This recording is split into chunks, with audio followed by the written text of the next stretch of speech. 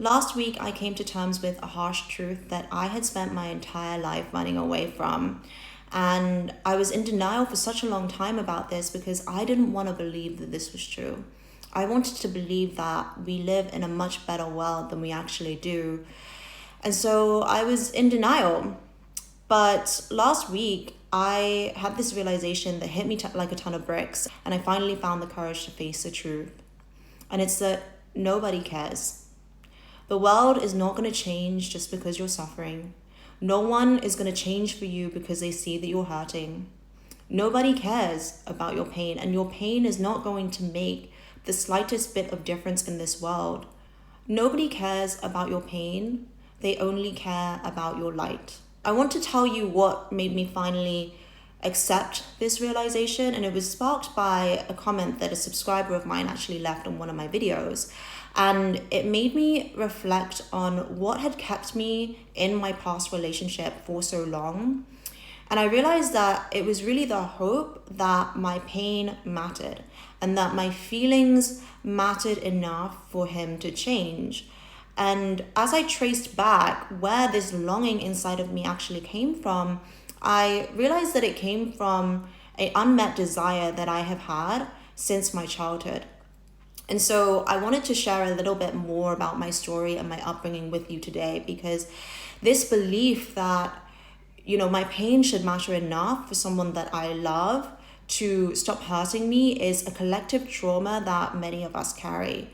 And we all want for our pain to be seen and for it to matter enough to spark change in the people who claim to love us. But the truth is, it's not enough. And most of the time, people don't change just because they love you. They only change for themselves. And so I want to share you this story from my childhood.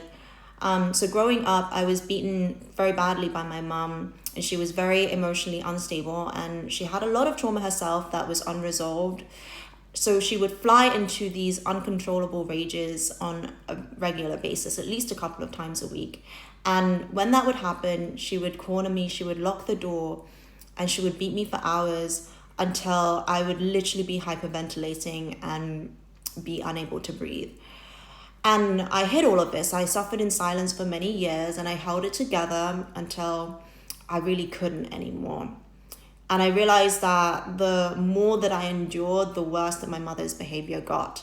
And the pain and the stress had built up inside me until I reached a breaking point where I realized that I cannot keep going like this. I'm going to die. And I was an only child too, so I was carrying all of this pain on behalf of everybody else, and it had nowhere to go. I had no choice but to turn it inward. And so at 13 years old, I became anorexic and I started starving myself.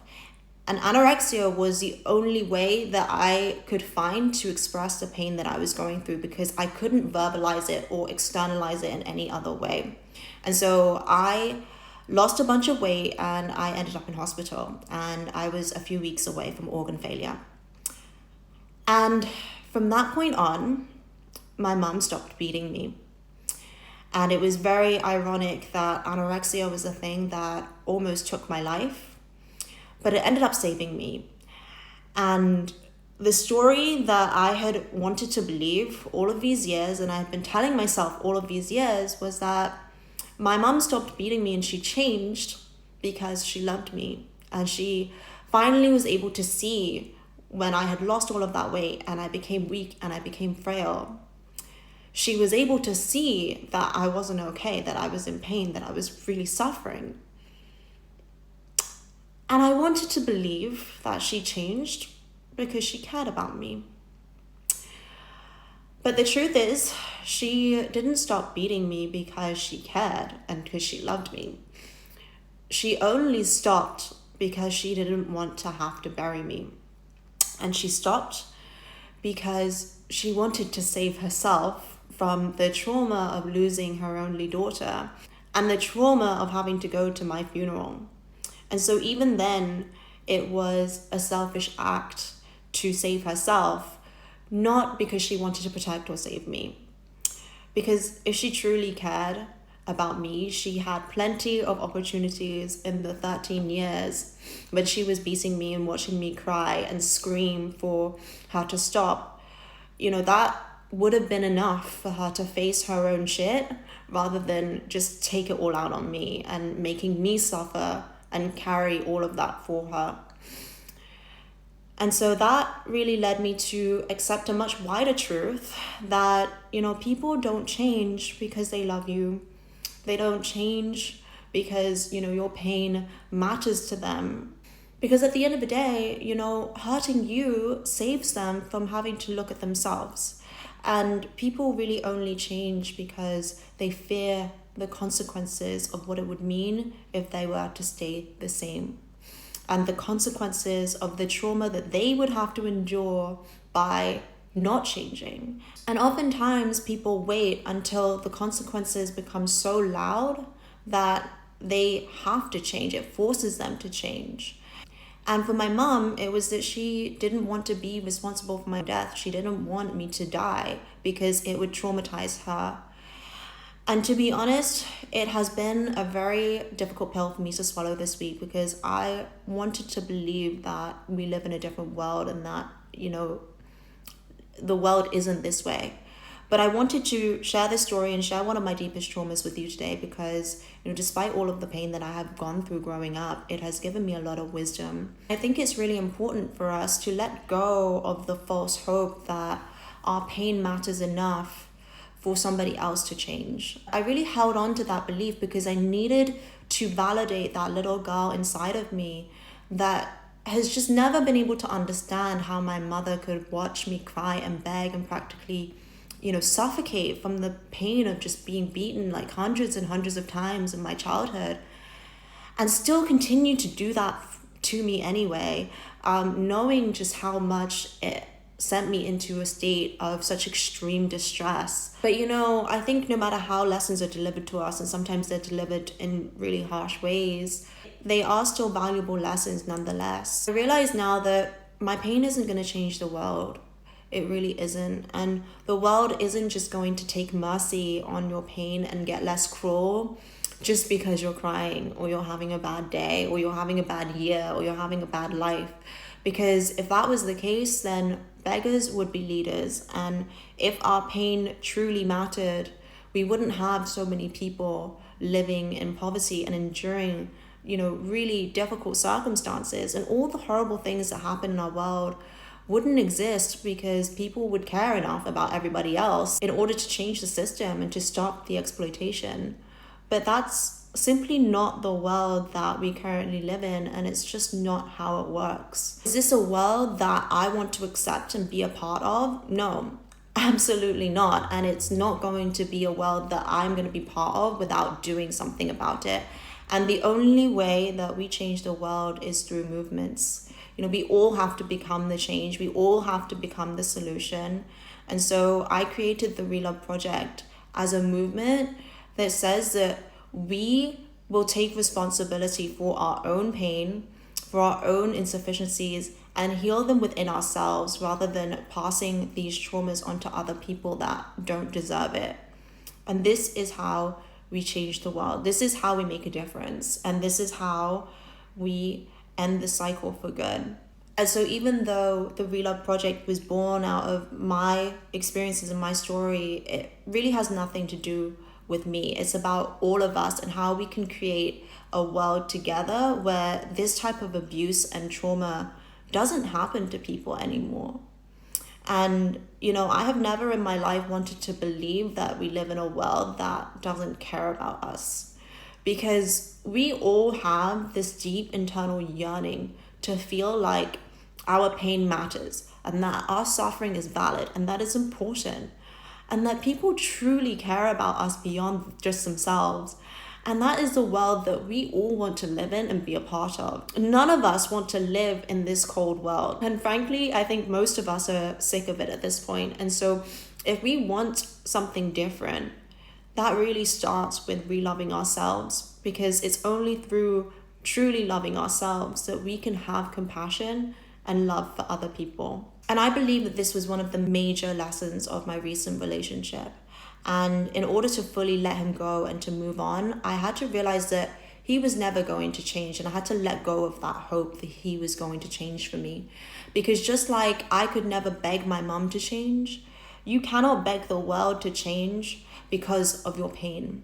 You can only change the world through inspiring change with your light.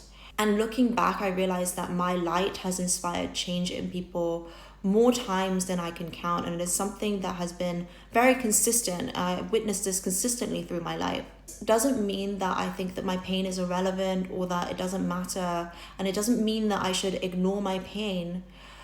But it means that I should simply stop seeking for my pain to be the catalyst for somebody else's healing and transformation. It's really accepting the fact that people just change when they realize that it serves their own interests. Whether that be that they no longer want to be that type of person anymore that abuses others, or because they gain something out of having you around and they don't want to lose you. But in most cases, people don't change for you. They only change because it benefits them. And they are able to finally see the ways that it benefits them. Even now, as I'm sharing my pain with you guys and I'm sharing my story, what you are really connecting to is my light. It's the light that I have created out of the darkness that I have been through in my life. And that is the only reason why this channel even exists in the first place and why I'm able to make these videos. So the only thing that I really need to focus on is alchemizing my pain into light. And like I said before, I'm not someone that just accepts the status quo and doesn't try to fight back or push back against injustice. I will personally do everything that I can to leave behind a better world when I die. The Reloved Project is not about me or my story, even though that's the way that it started. It's really about every single person out there that has been burned by trauma and by the harshness of this world, and that needs a community where you feel like you matter, where your experiences and your pain matters to people. It is a community and a legacy that I am co-creating with you guys. For me, I just want you guys to discover your own light and to find your own power and to really just do your own healing. That is the best gift that you can give me, is the gift of your own healing, and to know that, my videos or my presence could help you in that way. The world only changes through mass movements, and I can't do this on my own. And so every single one of you that joins us, supports this, and chooses to walk the path of your own healing every single day, you are a co-creator of this movement. And I want you to know that you are so important. Everything that you're doing is so valuable and you are so needed. And so if you want to be a part of this, hit that subscribe button, check out our website, shop our apparel, and just do what you can to spread the message. I am really excited for this movement to grow and to have you as part of our family, and I will do everything that I can to, make this a space for you guys. And I just want to end this video by saying that it's okay if your pain isn't being validated right now. And I get it. I get that it's a really isolating and cruel world sometimes. And for now, it's just really important for you to be able to validate your own pain and to turn it into light. Or if you want to talk to me personally, I do one-on-one coaching sessions, and I'm always happy to talk to you guys and support you guys in person. Another thing is that I don't see you guys as followers. I don't even want followers. I see you as co-creators, and every single time you carry the Reloved message into the world through your own actions, you are building this legacy with me. We don't heal the world by becoming victims of it. We heal it by refusing to become what hurt us in the past, and by helping other people do the same. And so anyways, thank you so much for watching. Thank you so much for being here. If you want to shop our apparel or just wear this message in the world, I'm wearing my We Are the Cycle Breakers hoodie, and you can have a look on the website to see if any of it resonates with you. Anyway, I'm sending you so much love, and I will see you in my next video.